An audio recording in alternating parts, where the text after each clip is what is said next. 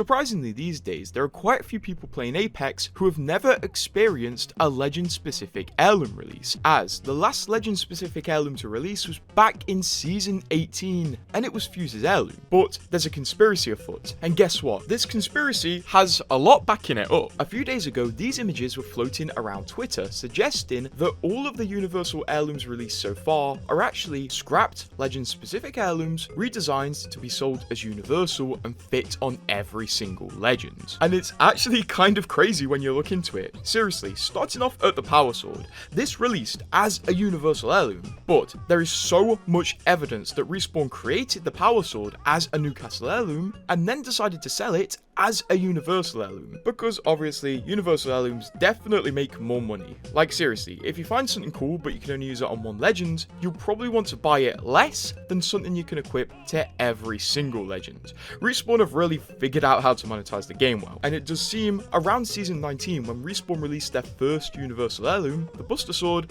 they decided to scrap every single Legend specific heirloom they were working on and redesign those heirlooms to become Universal.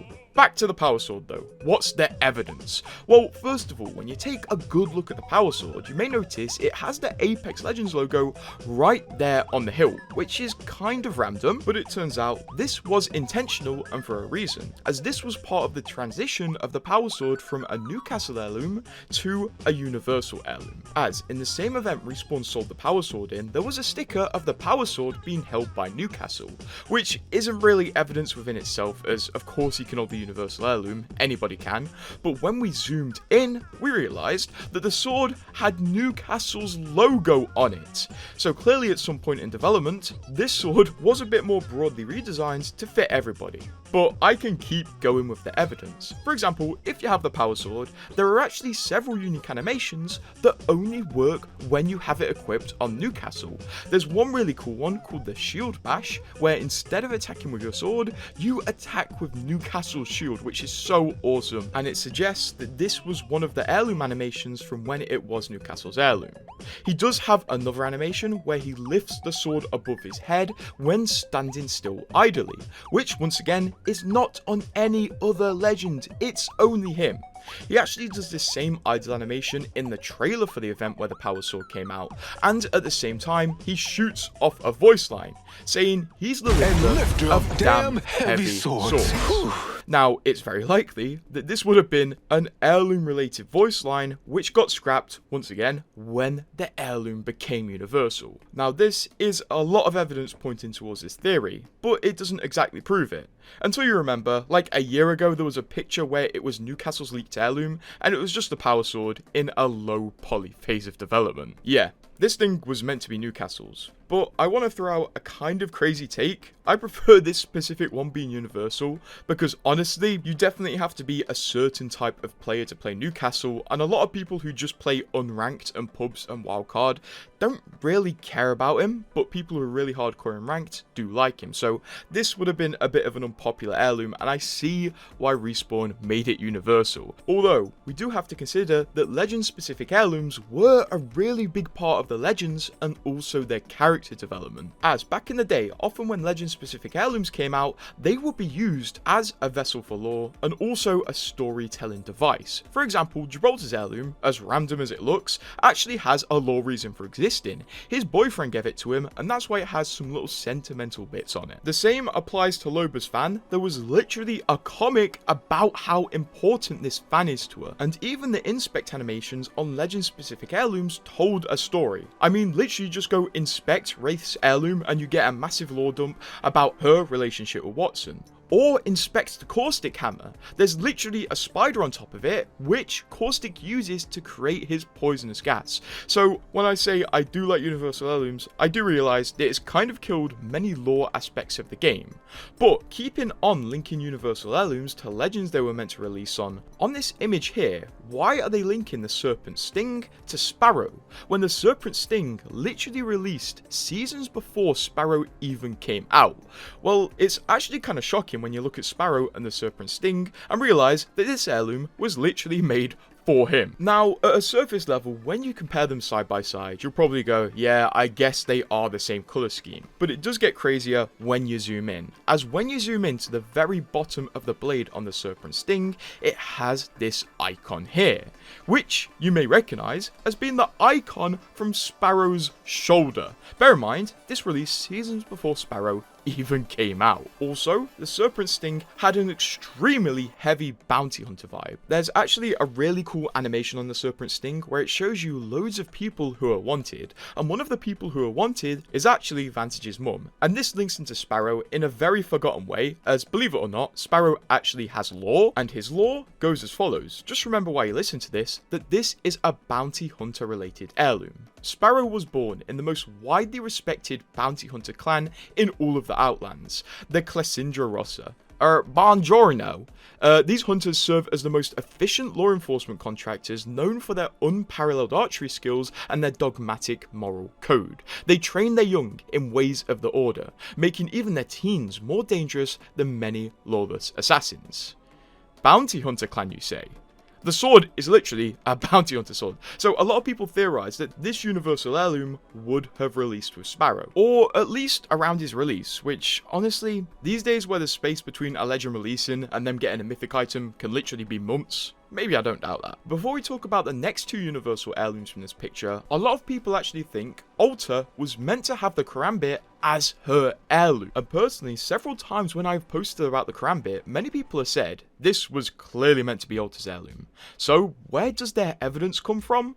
Well, first of all, Alta has a unique idle animation when holding the Karambit, much like how Newcastle has a unique idle animation with the power sword. Basically, in this animation, Alta just drops the sword onto her tail, bounces it around, and then catches it back in her hand. Which, you know what, fair enough, this is a weird interaction between them, but to me, it still doesn't really prove it. There is also the argument that the base Karambit has a similar colour scheme to Alta, but another piece of potential evidence to link Alta to the Karambit is that she's one of the only legends who can complete this animation. If you're not aware, there's basically like a proficiency level between legends with the Karambit, where some legends can't do this animation, like they physically can't do it no matter how much they try, like Watson, and some legends can do it every single time, like Alta, so she's skilled with this weapon, and I guess the Karambit does seem like something she would use. This one though is massively up for debate.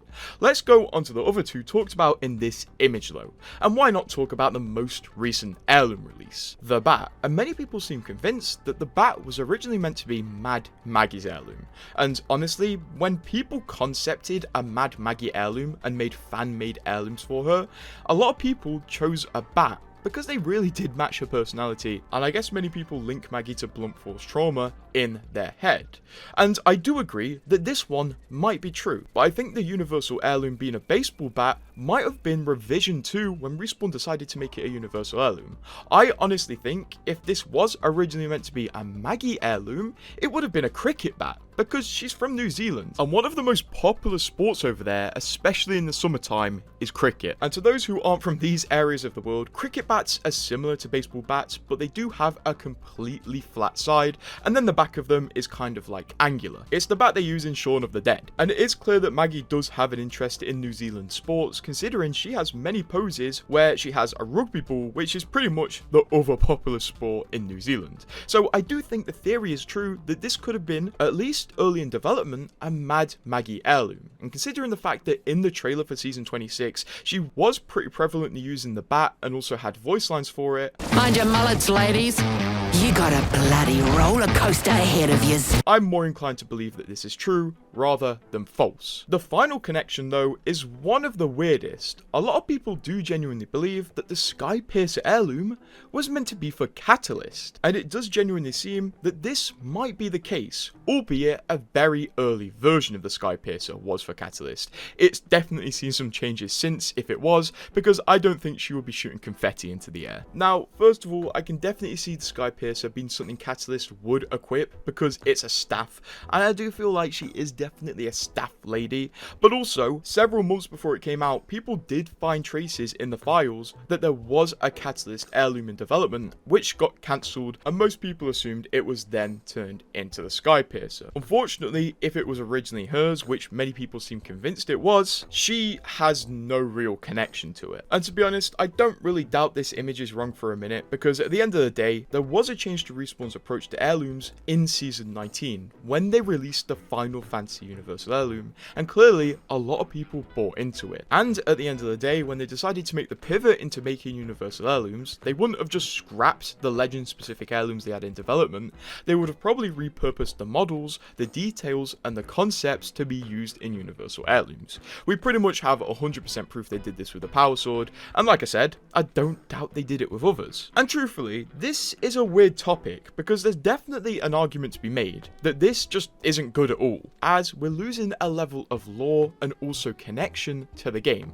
But also, it does increase the value for heirlooms, but once again, Universal Heirlooms on a whole cost more than Legend-specific heirlooms always did, as if you're not aware, Legend-specific heirlooms always used to release in collection events, which cost around $160 to buy out, but Universal Heirlooms have only released in milestone events, which cost a lot more to fully buy out, and also there is the aspect that you do have to gamble for several items within this event. And honestly, if Respawn just released Universal Heirlooms in collection events, I don't think anybody would be too fussed about them potentially releasing less Legend-specific heirlooms, but unfortunately, a lot of people do feel like they've lost the opportunity to get heirlooms. Now Respawn have kind of by default made them more expensive. Luckily though, Respawn have heard us and have been trying to make milestone events better as they go on, but at this point it's looking likely that this Legend specific heirloom that released back in Season 18 was the last one to ever release, and we didn't know it at the time. But it's clear that Universal Heirlooms are making money, and at the end of the day, from a business perspective,